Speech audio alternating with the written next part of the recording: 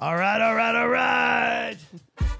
Welcome to Clozer Cult podcast. I'm your host, Alma Merrill. And today, we're going to talk to a real estate pro, a diva of the market, if you will. Actually, she probably would. I don't know. You want me to call you a diva? I love that. All right. She's a freaking rock star of the local Utah market. Her name is Lacey Lynn. Yes. Man, you got a radio voice, don't you? Yeah, you know. Did you know I used to be on the radio? I think we talked Back about in the that. day? Yeah, I think we like, talked about that. That's I was perfect. only a guest host on the radio show. That's funny. And I was on with Jimmy Chunga. Oh, yeah. And do you remember him? Yes, I used to call him when I was little. Do you remember you could like call in and ask for a song? Yep. Chunga, dude. Chunga. And I was called Alma the Younger. And so That sounds Chunga would be familiar. like, Alma the Younger's on today. Oh, that's funny. So I learned the radio voice and That's good. the presentation aspect. But getting back into it is like a little more like it does take some time, like to get used to it and get back into it. But so guys, Lacey, a dear friend of mine. Now I met you doing a transaction with you.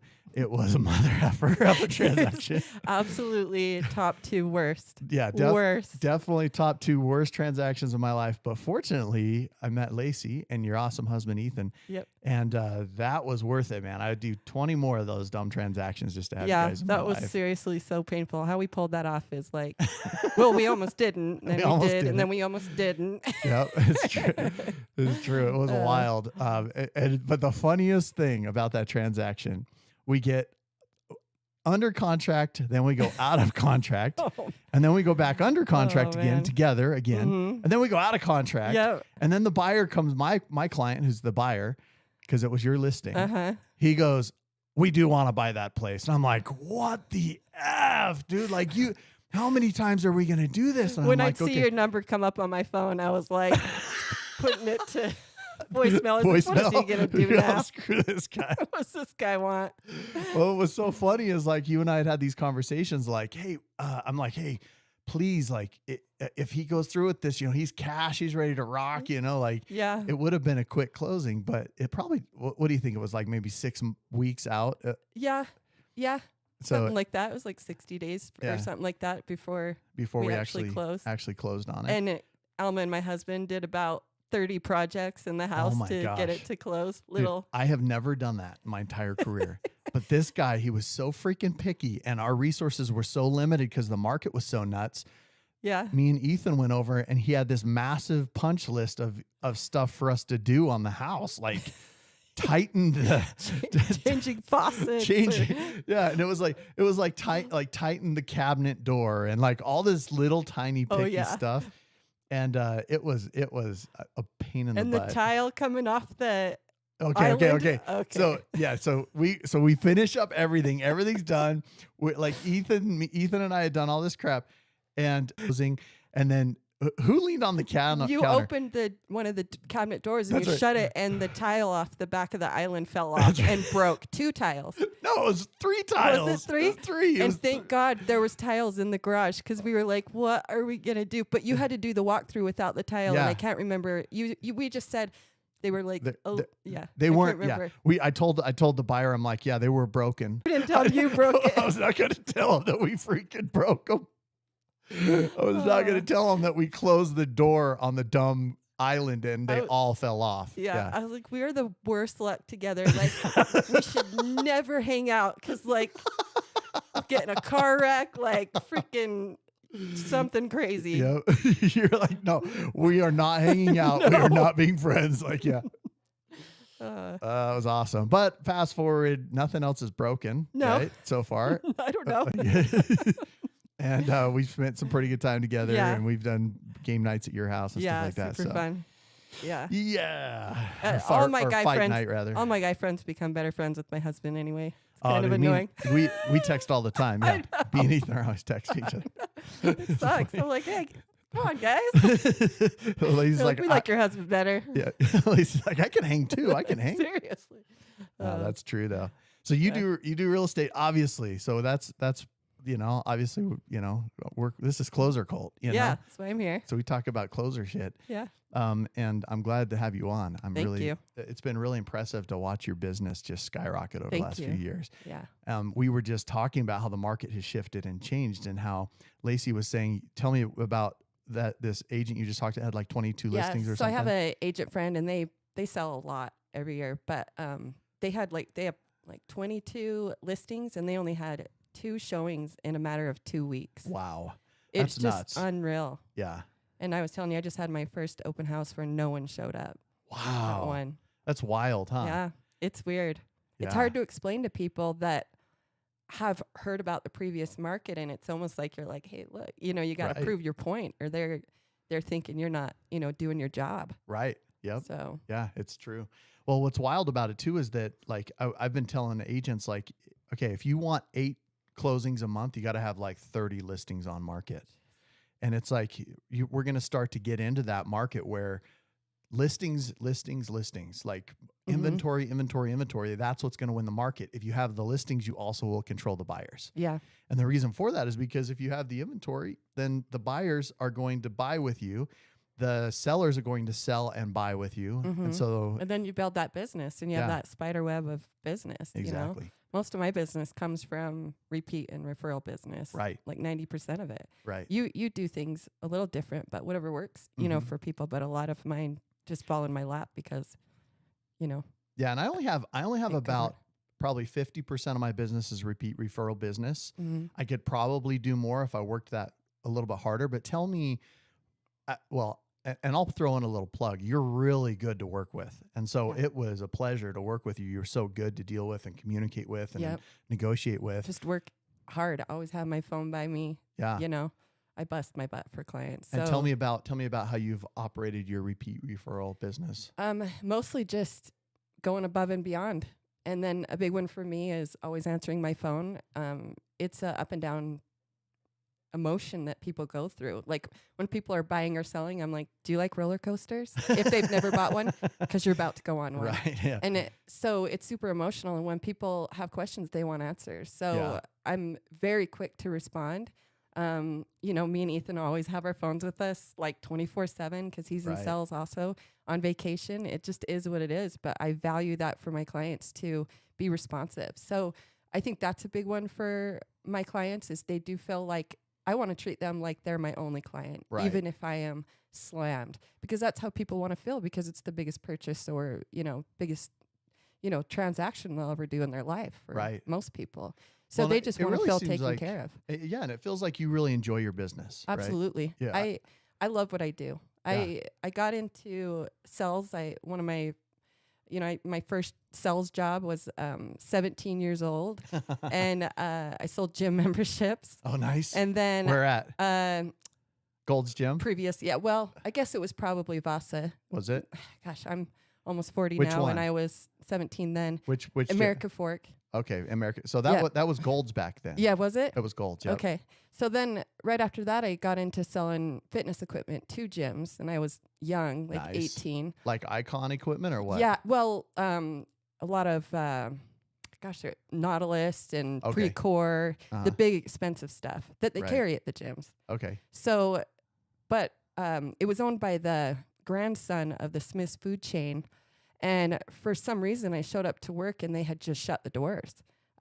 Had no job. Yeah. What the crap? Yeah. So it was actually really crazy. And it was clear and sandy. And at the time I lived in Payson. So I'm driving home thinking, well, what the hell am I going to do now?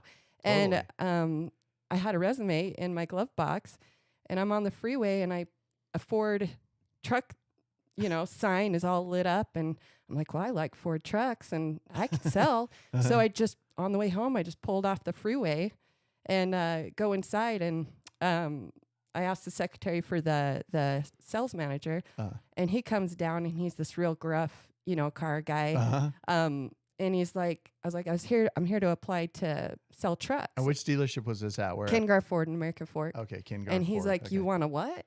And I was like, I'm here to, I want to sell trucks for you. And he's like, what? And I was like, okay, this is weird. I legit thought he was kind of laughing at me. So I legit thought I had like something on my face or something. So I was like, hold on, let me, run to the bathroom before the interview. I was like, oh, nothing on my face. Why are they acting so, yeah. I'm like, why are they acting so weird? Right. So I go in for the interview and he's just nodding his head. And then he brings the used car manager in and he's, they're like, well, when can you start? And I was like, right now? And they're like, well, you got to take a drug test. I'm like, okay, tomorrow. Right. And so, yeah, I started the next day, but it didn't dawn on me that back then women didn't really sell cars, let alone trucks. I love your method. It's like, that's the way I was when I was a kid. I would just go in and talk to the manager. I'm like, why would I go through all the effort of doing an application and all that crap? You know? So I had no idea that it wasn't really a market that women sold in back then, because I was 19, I'm almost 40, so this is back then. More girls do it now, but especially trucks. You mean you're almost 24? That's what you actually mean. Yeah, 24. Right. So I figured out women didn't really, the women sold in was the next day. They came down very rarely, but it was that day, and I was like, oh my God, there's me and like 40 guys in the room. And that's when it dawned on me that it wasn't really an industry for women. Right. So the guy that initially interviewed me, now who's like a father to me, I've sold his kids a couple houses now. He's just a great dude. He said, Lacey, why don't you stand up and tell us a little bit about yourself? And I stood up and I said, well, there's only one thing y'all need to know about me. I'm going to kick every single one of your asses. And I sat down and my manager that does not surprise me. The manager about fell off his chair. He was laughing so hard. And sure enough, that first month I outsold every single one of them. Wow. So that was the most brutal industry, but taught me everything I needed to know to be good at. Why was it brutal? This. I mean, I know people hate car salesmen, first of all. Yeah. So it makes you really cynical. Right. So my third day in the car business. Which is why all the guys that were there were all gruff and like, what the heck? Yeah. So my third day in the car business, I was showing this guy a truck, and it was all normal. We got down to the closing table, and all of a sudden, I don't know if I can swear on here. Yeah, you can. All of a sudden, he leaned over and he pointed his finger in my face and he says, "You're a fucking liar." And I was like, really? What? And I'm 19 years old. I'm just a little thing, And so I stood up, and it was on a Saturday. I went upstairs where, all the back end stuff happens. And it was closed down because it was a Saturday. And I was looking out, and I said, well, this is the car business. I have two choices. I cry and go home. Right. Or I go downstairs and tell that guy to get the fuck out. So that's what I did. I told him, I came downstairs and said, get the fuck out of here. So then. now, who was this guy? Just a guy I was selling a truck to. Some random guy. Okay. But he was normal. But then all of a sudden he just leaned over. It was so weird. So I went into Bob, my manager, and I said, I just kicked that guy out. And he just goes, cool, there's another up on the lot. And that was that. So what does an up mean? I've heard that in the car industry before. An up is just someone on the lot. Okay. Either driving through or browsing inventory. Okay. So I sold trucks for about 6-7 years. Really? Yeah. That's it's brutal. Rad. But you do become really cynical and very thick-skinned because it's. Yeah, I was gonna say I probably taught you how to be kind of thick-skinned and stuff, right? I mean, for sure. I definitely. Sometimes you have to have an alter ego in real estate. I call her Vanessa. And I say to myself sometimes, what would Beth do? You know, from Yellowstone. Like Beth Dutton. Yeah. Yeah. And so there's those moments where I have to just repeat that in my head so that I'm making sure I'm, being assertive when I need to be, and just my wife taking has a charge. shirt. My wife has a shirt that says something like a little bit sweet, a little bit Beth Dutton. I have the same one. Do you have that one? Yeah. Yeah. Someone got it for me because they're just like, you're just Beth, But I am sweet. That's why you and Jen haven't linked up yet. Yeah. And I'm like, dude, you guys have got to link up. I know. Yeah. I'm sweet enough when I need to be, but I'm assertive when I need to be. And that's what I think you need to be in this industry. Oh, yeah, definitely. So it's not the car business. The car business was all pretty rough and tough. Right. But this business is, you got to have that soft side. Can you create in this business more than the car business? Can you create your own kind of your own environment for yourself in this business? Yeah. Oh, for sure. For sure. like the car business, you're beholden to the standards of the dealer that you're at, right? But Yeah. when you're an agent, you can become a luxury agent specialist, or you can have, you can, diversify that Yeah. perception or persona. When I sold trucks, a lot of the high-end dealers were trying to steal me over because they did want a young, attractive female in there. But for me, I'm just a country girl. I want to sell to people I resonate with, people that, are no bullshit. And that's kind of the person that comes in and buys a truck, is that personality that I just relate to more. Right. I remember our first phone conversation, and you were so assertive and so responsive and such a good communicator. I'm like, dude, if I could just have every freaking person I have to do a transaction with be this fantastic on the phone, I would just love, I would love every aspect of this business. Just as much as being responsive to you and communicating with you, that's being respectful to my clients. Right. And so even though they don't hear those conversations or know I'm picking up the phone, I'm working for each one of my clients as hard as I can. And that's also another thing I love too, was you did not compensate in any way, meaning how do I describe this? You were so good and strong for your clients, even while still having that assertive, responsive, and kind attitude towards me as an agent. Oh, for sure. Yeah. For I mean, there's very few agents that I would be like, oh, I would love to have this guy or this gal represent me, but I would totally have you represent me if I wasn't. But, if you've been in it long enough, we're going to work together again. And are we in a market where you may push your client to, hey, she's a good agent. Oh, for we sure. want to pick her offer because she's going to make sure this goes through. She'll make it happen. So it's just as important that I've very rarely had a bad experience with an agent. And just very rarely.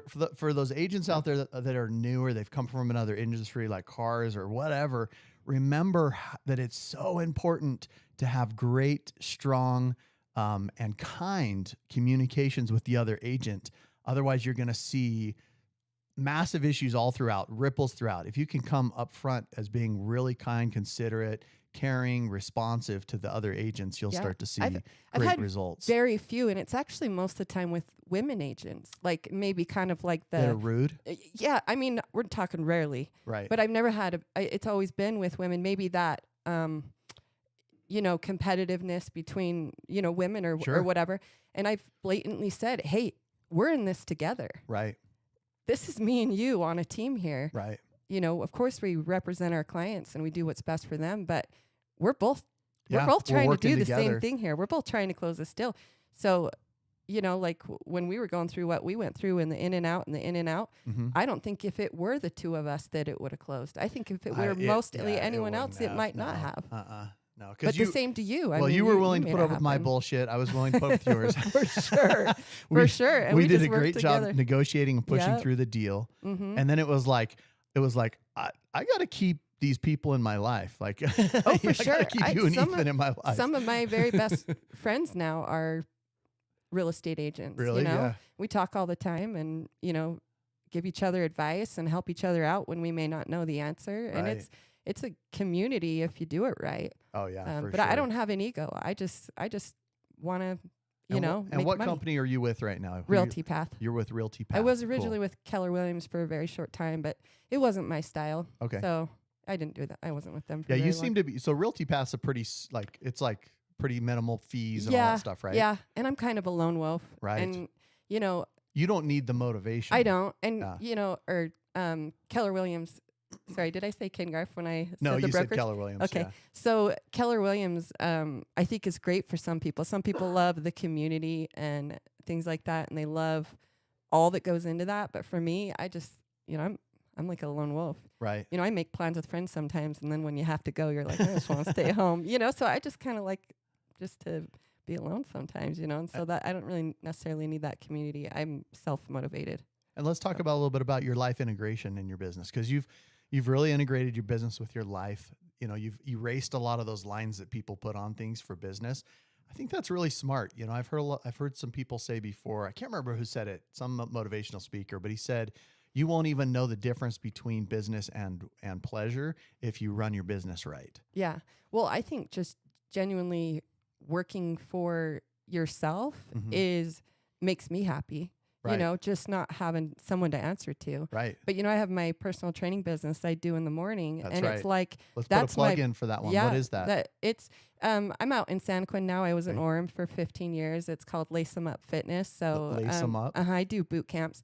Now I only do it till 9 because you do want to focus on real estate, but I couldn't give that piece of my life up because I've been doing it 15 years. And, you know, working with mostly women and helping women gain confidence and being someone that, you know, sometimes I'm their only outlet to get away from their kids or, you know, Right. to have and, you know, I do have a lot of advice to give and I am a good listener. And so some of those women really need it and I need I it. agree. And so giving that up would be going backwards for me, even Yeah, though real estate you're a makes contributor. I can tell that. Thank I mean, you. when we did our transaction together, you were contributing on such a high level, Thank you know, you.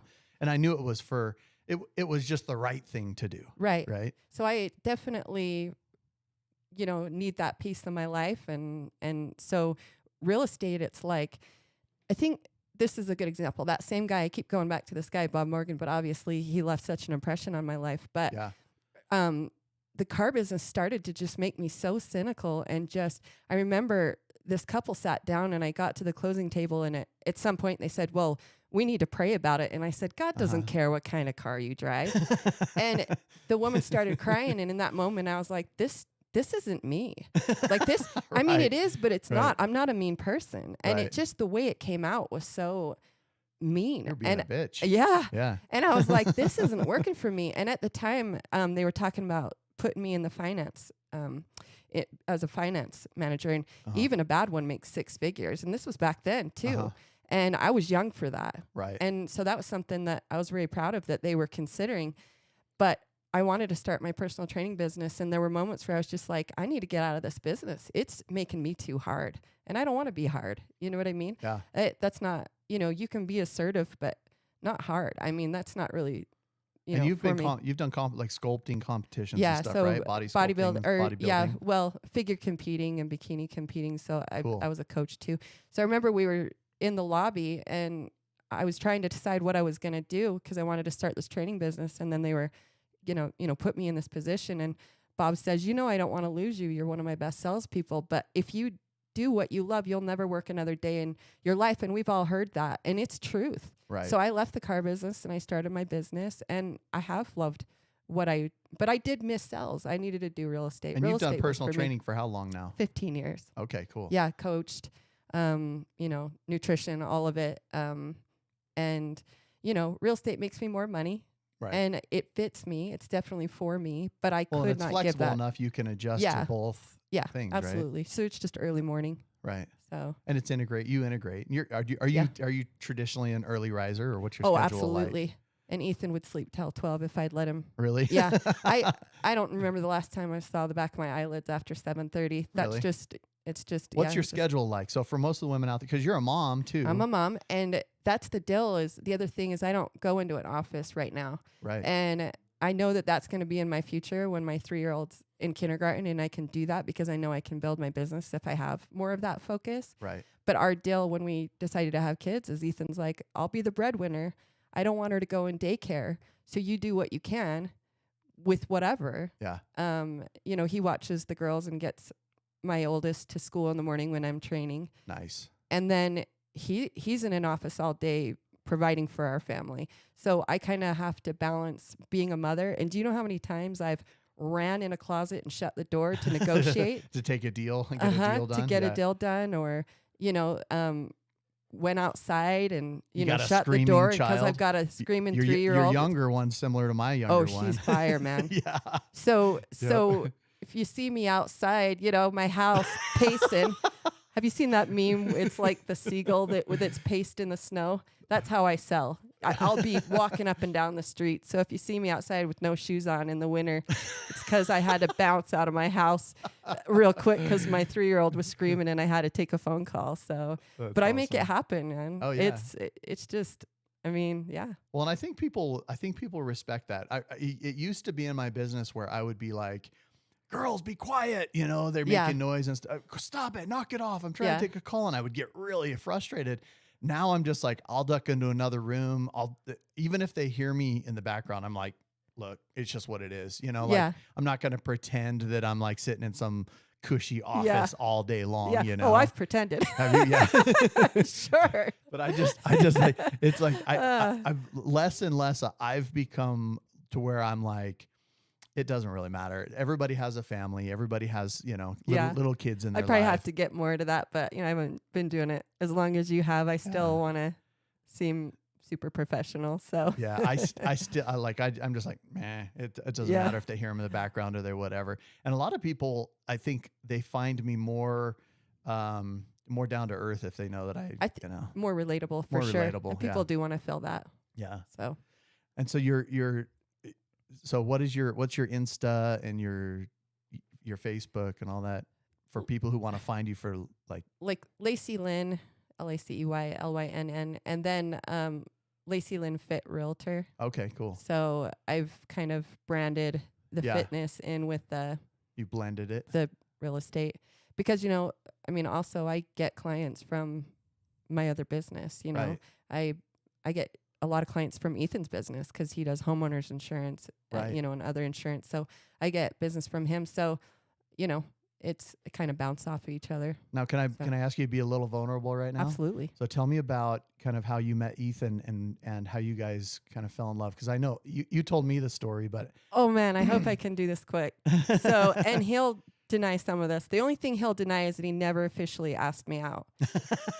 So that's the only thing he'll deny probably from this story. So, and the reason I want to say that, because you guys are such a dynamic couple, and I know you had a marriage prior and of divorce, and that one was brutal. He was, you know, I was in a very abusive marriage prior to meeting Ethan. Mm-hmm. My biggest thing with dating was it was really hard to find somebody that didn't want me to be as great.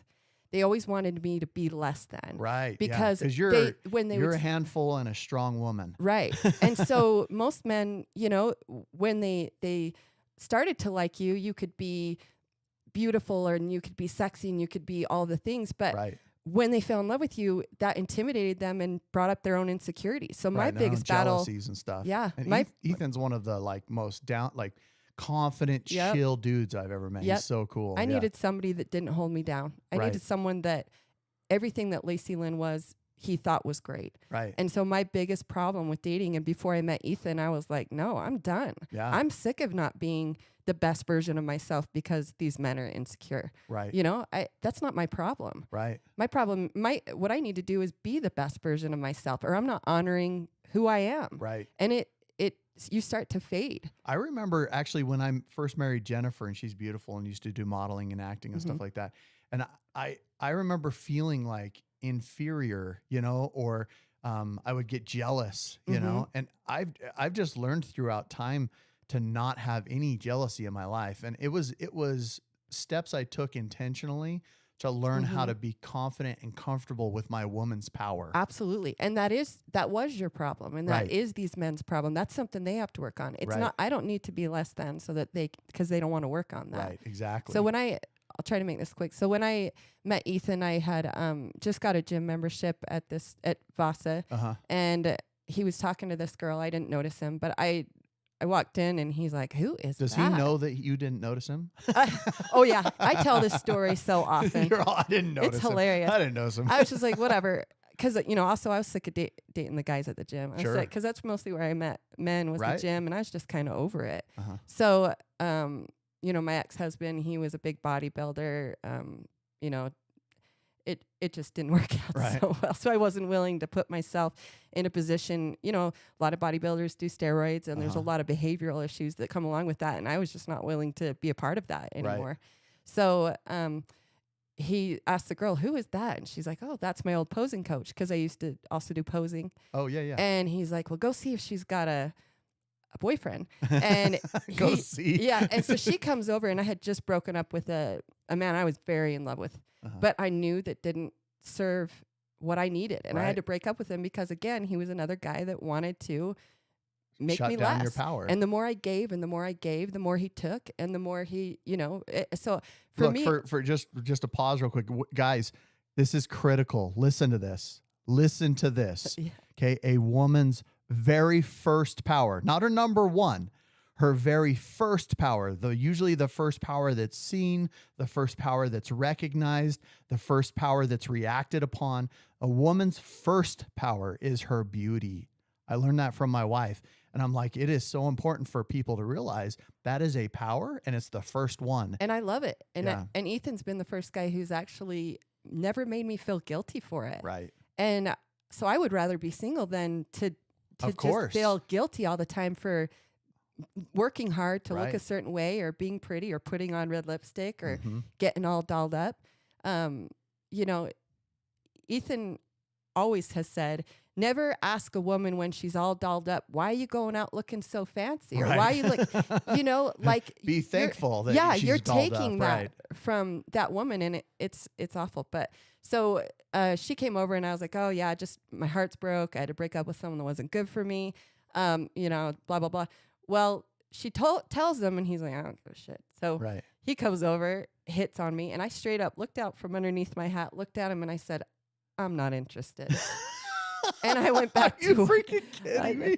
I went back to what I was doing, but Ethan's a salesman and he knows what he wants. And so he would just see me at the gym every once in a while and look underneath my hat and be like, you look really pretty today. Look under my hat. Yeah. I was like, who the hell is this guy?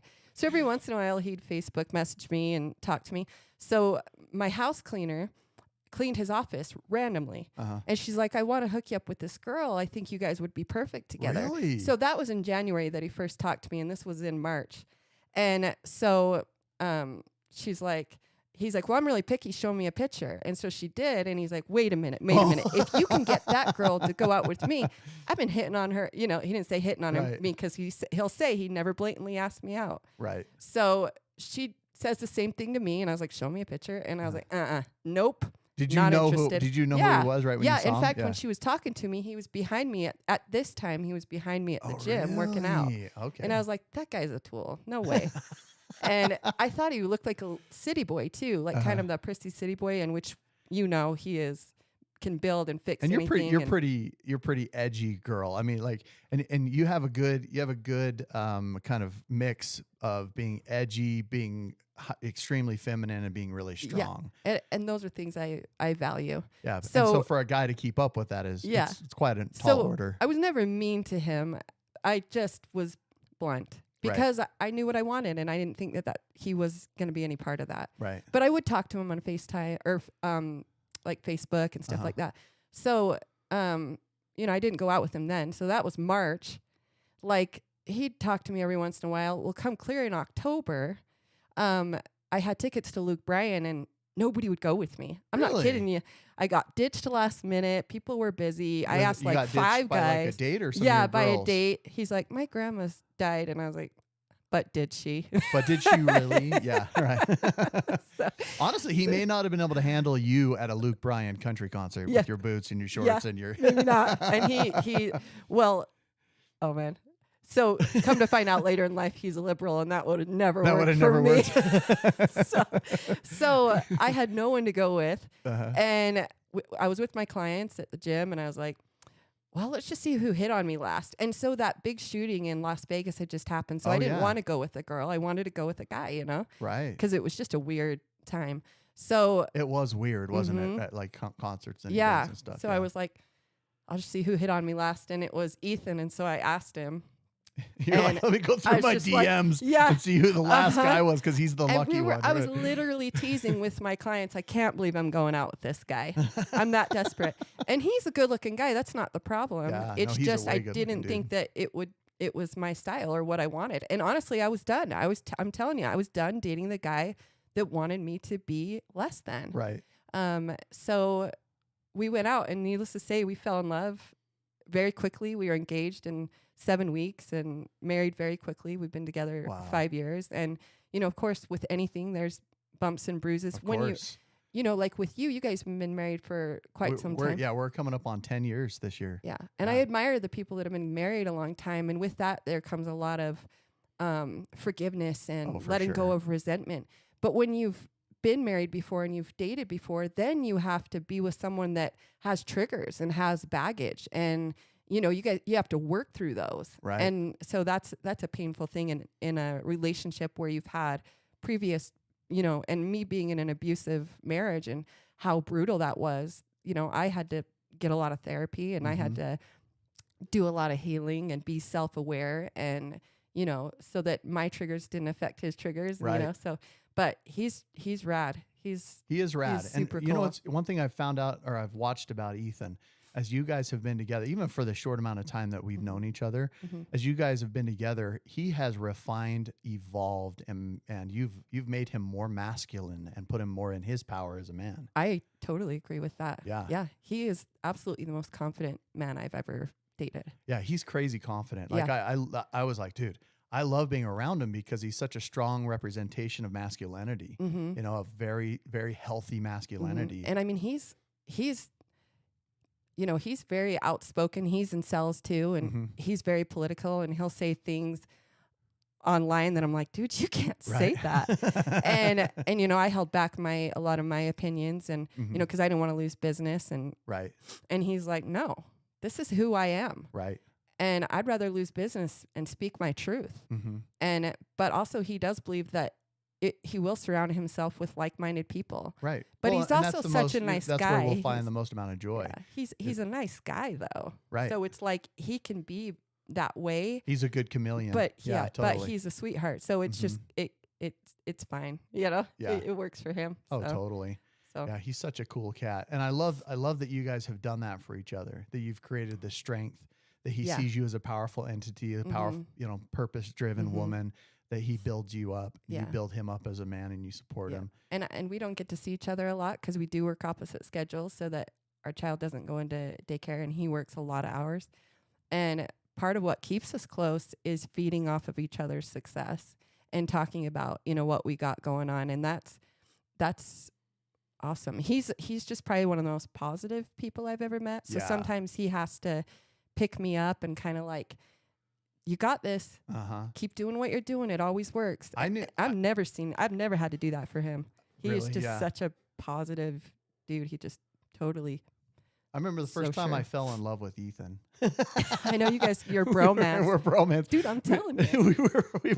we're at the house. We're working on this stuff right that day. And he's like, dude, I got a train horn on my truck. And I'm like, what? And he goes, dude, I got a train horn. All you do? And we're both looking at the lady next door watering her flowers, in the flower garden. And she's the sweetest old lady. And he goes, dude, should we? And I'm all, abso-freaking-lutely, we should. So we get over and I hold my camera up. I got it recorded. And he goes, okay, tell me when. I'm like, all right, I'm ready. I'm ready to go. And he goes, and this poor lady, she's just like, like the water hose. And oh my God. I was just like, dude, that was the best. And we're hiding behind the truck and she looks over and looks around and she's like, what the hell's going on? Like, that is so funny. And then she sees us and she's like, you guys, it was so awesome. And I'm like, dude, I love this guy. Like, I he gotta does be in it this to guy's me life all the time. And it scares me every time. It's so excessively, shockingly loud. It's so excessive. Yeah, that you can't even, every time. He's done it to my mom. Like, you gonna kill my mom? Yeah, Heart attack, right? Yeah, really? From the train horn, Ethan? Bro, really? Right, yeah. Oh my gosh. He loves it. It's his favorite. So it's so freaking him good. though. So let me ask you this: Where are you refining your business now? Where is it going to as this market kind of adjusts and changes? I think like anyone else, I've only been in real estate 6 years, and I think it's just happened so fast. The shift was so incredibly fast. It was quick. That I'm still trying to figure things out. Right. And because you do a ton of builder stuff. You have a lot of St. George business. A lot of San Hollow business. Big Hollow. Time in San Hollow. I have a parade home being built out there, and I've done a lot out there. I manifested that though. Before I was ever in real estate, I loved that town. I do too. And I manifested that. That's our favorite lake to go to. Yeah. Everything pretty much out there has fallen in my lap, and I just knew that I was gonna take over that city. So I've done a lot down there. I love it down there. Yeah. So you really have. You've done a ton. So refining my business again, because my husband's the breadwinner and I'm the primary caregiver of my girls. I'm still trying to figure a lot of that out. And I think a lot of us are, we're just trying to figure out where it goes from here. Yeah. Cause where do we go from here? Right. We were so used to so much volume in business. We were living off of volume.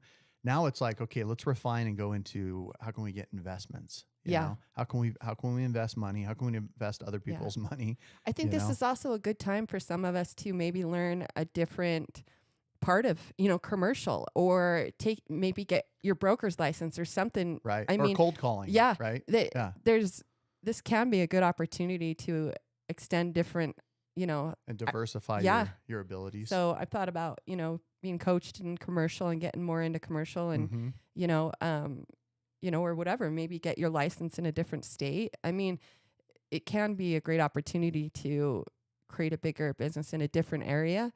Because I know this and you know this, and you've been in it way longer than me, but I knew from day one I'd be doing this 20, 30 years. Like I had no question that I would be good at this, Yeah. I think my plan was 5 years, and that now I'm in it almost 20. So yeah.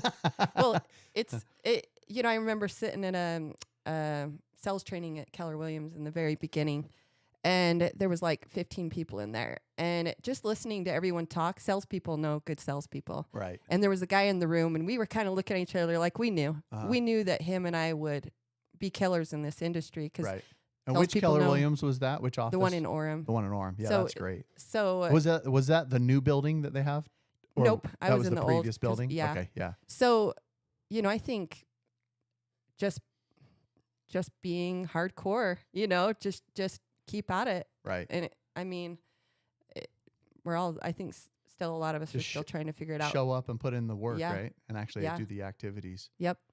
And keeping up with all my clients, all the ones I built, and sometimes I work too hard for my money on a certain transaction, or put too much money into or whatever.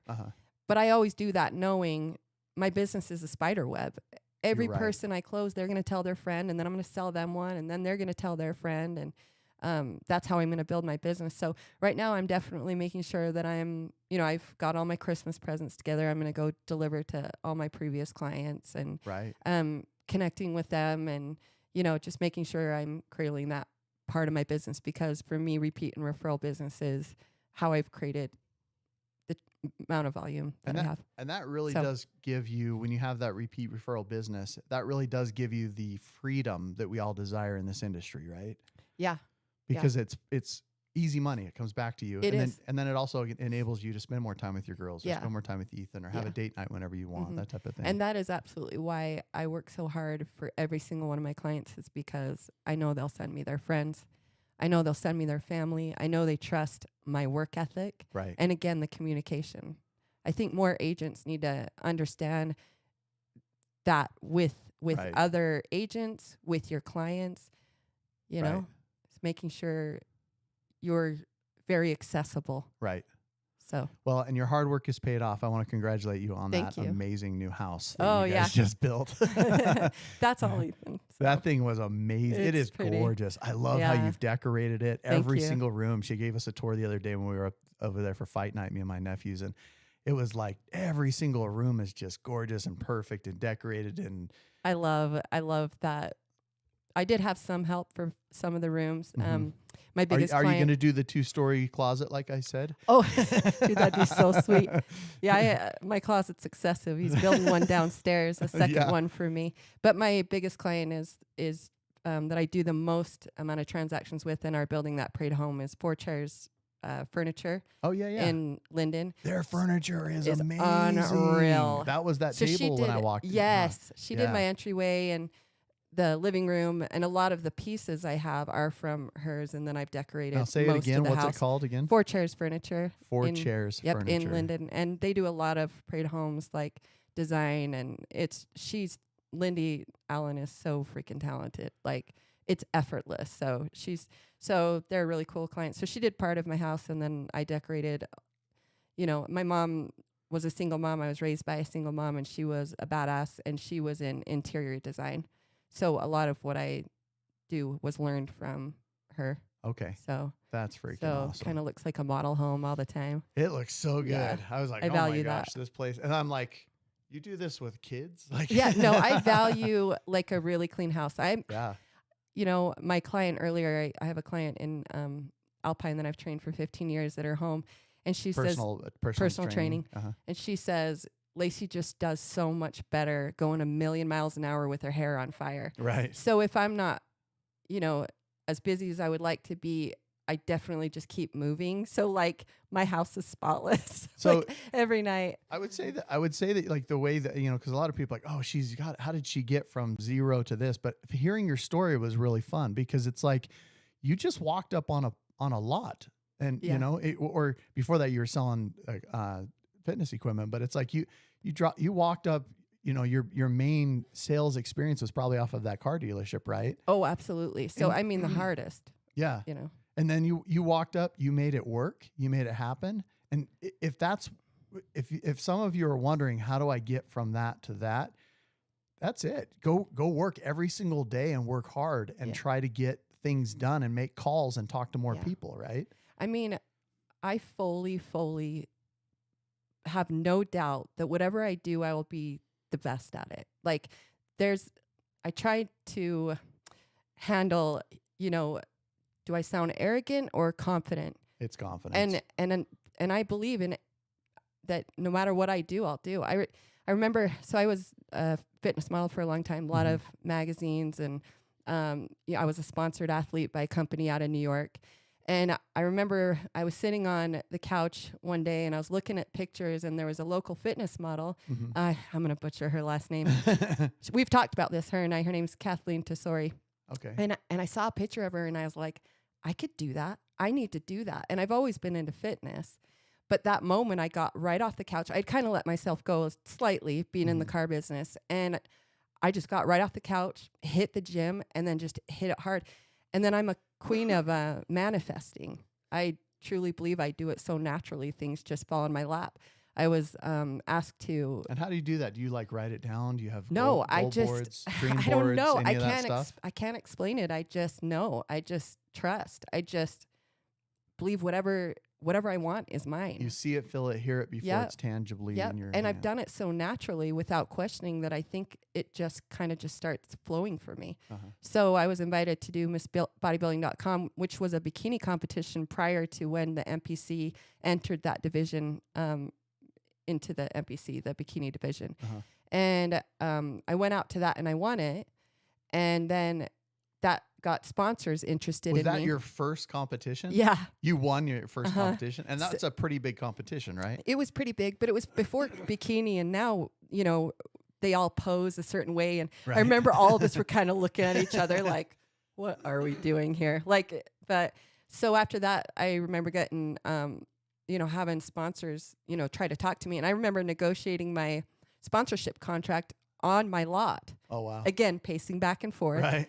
And I knew I deserved it. I knew it was mine, and I knew my worth, and I negotiated a pretty big contract. And I was sponsored for, I'm going to say 7 or 8 years out of this company in New York.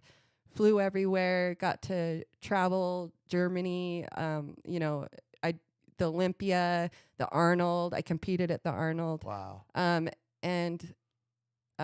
those were cool moments. Competed 3 months after Irie was born. So tell me if you were to tell other women that are mothers, that are in real estate, that are trying to build their own business, or in sales in general, what's the best advice you would say that you could give them on that path? The best advice is just to do what makes you happy and what you know you want to do, and not limit yourself to, and being just a mother is okay, right? That's fine. And I want to say just as a mother, but what I'm saying is if you have other dreams, you deserve to go out and do that. Oh, for sure. You deserve to, you know, have that outlet.